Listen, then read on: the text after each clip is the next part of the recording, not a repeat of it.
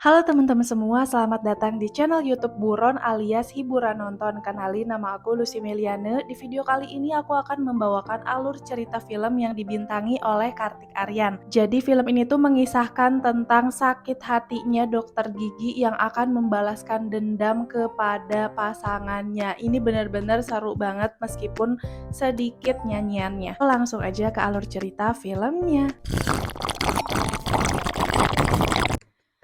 Freddy Jinwala adalah seorang dokter gigi yang berusia 28 tahun. Di usianya yang sudah matang, dia masih belum punya pasangan.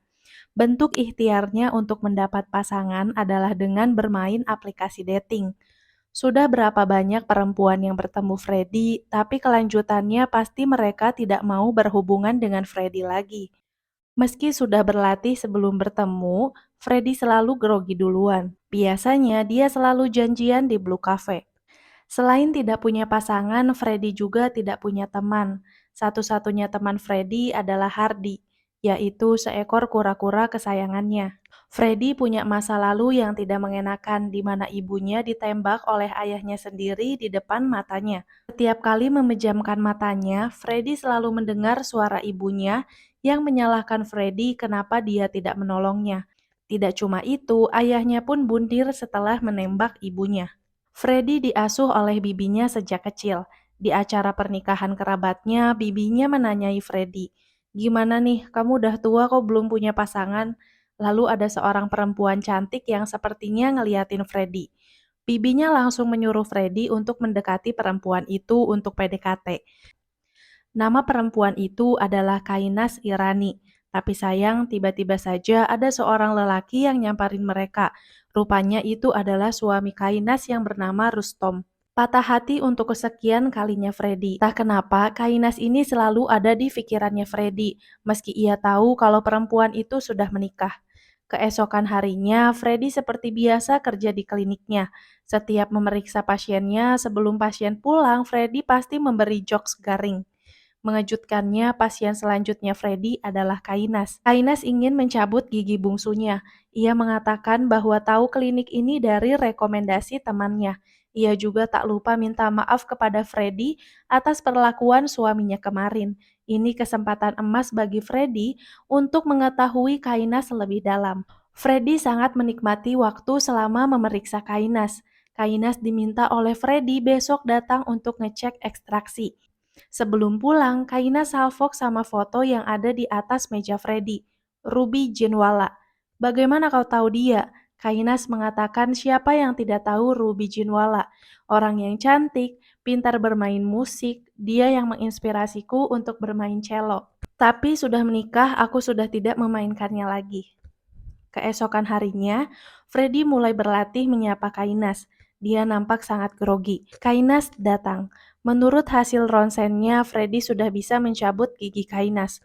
Namun Kainas gelisah takut sakit, dan Freddy menenangkannya, ini gak akan sakit kok. Freddy curi-curi kesempatan ngeliatin tubuhnya Kainas ketika ia sudah dibius.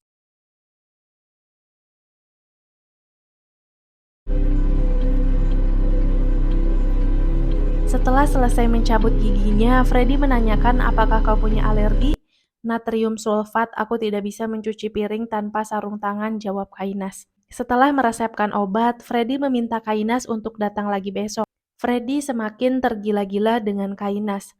Ia membayangkan bahwa nama Kainas bukan lagi Kainas Irani, melainkan Kainas Junwala. Ia juga sempat melihat Kainas dipukulin oleh suaminya. Freddy cemas menunggu Kainas tak kunjung datang ke kliniknya. Ia menelpon Kainas kenapa ia tidak datang ke klinik hari itu. Lagi-lagi karena suaminya. Jadi mereka janjian di suatu taman dan Freddy salvok sama luka di wajahnya Kainas. Freddy mencoba menghiburnya dengan membelikan es krim. Kainas mulai menceritakan tentang suaminya. Alasan kenapa dia sering dipukulin karena suaminya tidak suka dia bertemu dengan teman-temannya. Rustom adalah pemilik restoran Lake of Persia. Ternyata Freddy sering memesan makanan di sana. Tapi mengetahui itu, dia tidak akan memesan lagi ke sana cenah. Freddy mulai merubah penampilannya sedikit tidak culun meski tetap aja kayak gitu. Setiap malam dia masih menguntit Kainas. Malam itu Freddy memberanikan diri untuk menelpon Kainas, tapi Kainas mengatakan kalau dia lebih suka ditelepon bukan di malam hari, karena takut ketahuan suaminya. Freddy malah senang mendengar jawaban itu. Lampu hijau nih. Freddy ngajak Kainas untuk ketemuan, tapi Kainas takut itu ide buruk. Freddy beralasan ada sesuatu yang mau ia berikan kepada Kainas untuk menyemangatinya.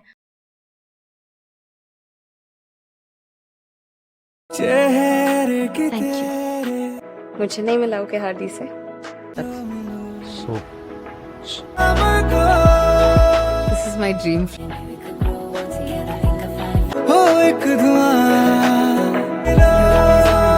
Freddy yakin bahwa Kainas juga telah jatuh cinta padanya. Sekarang penghalangnya adalah Rustom. Kainas juga meyakinkan Freddy kalau dia lajang dia akan menikahi Freddy. Freddy berjanji kepada Kainas akan membunuh Rustom. Selama seminggu, Freddy dan Kainas jangan bertemu, kirim pesan, ataupun telepon. Freddy akan mengurusnya.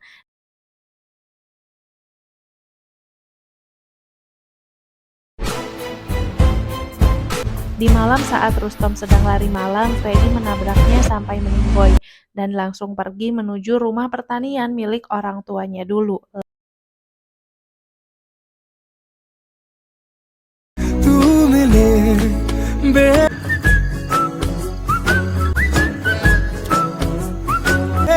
Setelah misi selesai, Freddy tidak sabar ingin bertemu dengan Kainas. Sesampainya di rumah Kainas, dia terkejut karena yang membukakan pintunya adalah Raymond, seorang koki di Blue Cafe, dan Kainas sudah nampak berbeda di mata Freddy. Selama ini ternyata Kainas telah memanfaatkan Freddy untuk membunuh suaminya.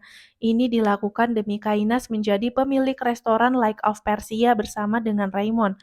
Raymond mengancam Freddy kalau dia masih mengganggu Kainas, dia akan melaporkan ke polisi kalau Freddy yang membunuh Rustom dan menguntit Kainas.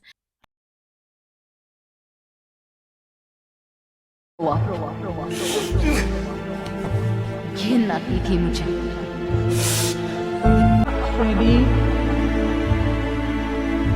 Freddy datang ke restoran Kainas untuk memesan minum. Dia minum sudah lebih dari 1 gelas, bahkan minumannya diludahi oleh Raymond saja tetap dia minum. Freddy hanya ingin mereka minta maaf tapi malah dipukulin lagi. Freddy sangat terpukul dan memutuskan untuk membalaskan dendam. Ia membakar seluruh pakaiannya. Besoknya ia memanggil tukang kunci untuk membuka rumah Kainas. Di sana dia mengganti pencuci wajah milik Kainas dengan sabun cuci piring. Dia juga menaburkan obat tidur di selai kacang. Lalu Freddy membuang minyak rem di mobil Raymond. Malamnya Freddy datang untuk menghapus fotonya di handphone Raymond.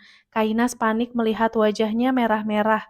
Obat alerginya juga hilang. Ia mengajak Raymond untuk segera ke rumah sakit. Di perjalanannya, mobil Raymond sulit dikendalikan dan menabrak. Sesampainya di rumah sakit, Kainas memarahi Raymond. Bisa saja malam itu mereka mati. Besoknya, Kainas mendapat kabar buruk kalau restorannya ada yang memberi ulasan negatif. Pelanggannya mengeluh ada kadal di makanannya. Mereka langsung berangkat ke restoran. Sesampainya di sana, ada notif Raymond memposting foto sensor mereka berdua. Kainas langsung ngeh ini perbuatannya Freddy. Freddy sudah bersiap untuk dipukuli Raymond. Setelah memukuli cukup puas Freddy, polisi datang. Menurut Kainas, mereka tidak perlu takut karena ini bisa jadi kesempatan emas untuk memenjarakan Freddy. Kainas memberi kesaksian bahwa Freddy yang membunuh suaminya, dan dia selama ini diuntit oleh Freddy. Saat mau memberikan bukti, mereka kaget karena tidak ada satupun foto dan pesan di HP mereka. Kainas dan Raymond membalaskannya dengan mengobrak-ngabrik klinik Freddy dan mencuri Hardy. Raymond juga mengatakan bahwa dia telah memasak Hardy. Freddy semakin terpukul.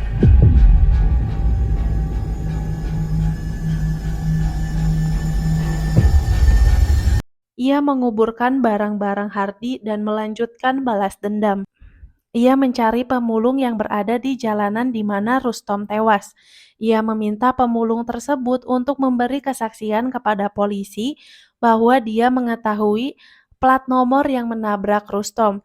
Ternyata plat nomor tersebut mengarah kepada Freddy Jinwala. Polisi langsung menghampiri Freddy, dan di sini Freddy mengatakan bahwa malam itu sebenarnya dia ada di rumah, dan mobilnya ini dipinjam oleh Kainas. Dan dia juga bilang kepada polisi kalau dia itu diancam oleh Kainas. Dia memperlihatkan isi pesan yang dikirim oleh Kainas. Bukti semakin kuat mengarah kepada Kainas dan Raymond. Freddy menyuruh Kainas dan Raymond untuk ketemuan di rumah pertanian milik ibunya. Dia juga menyuruh Kainas dan Raymond untuk membawa koper karena dia kelupaan bawa koper untuk membawa barang-barang ibunya di sana. Kainas juga Raymond setuju. Pada hari itu seharusnya mereka diinterogasi oleh polisi. Melihat bahwa Kainas dan Raymond tidak ada di rumah, polisi langsung mengecek CCTV. Ternyata mereka membawa koper, dan polisi menyimpulkan bahwa Raymond dan juga Kainas telah kabur. Di sini Kainas dan Raymond memiliki rencana untuk membunuh Freddy di sana. Tapi sayang yang terjadi malah sebaliknya. Gigi mereka dihabisi dan dikubur hidup-hidup. Freddy mengatakan kepada Kainas, jokes garingnya lagi. Mau mendengarkan jokes? Dia mengatakan sampai saat ini dia masih mencintai Kainas. कैसे आजा बांधूं ये तो शैतानों को भी कर दे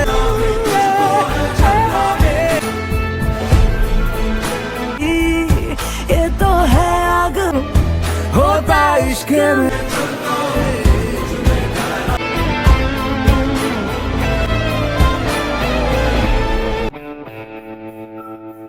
So itu dia guys, gimana.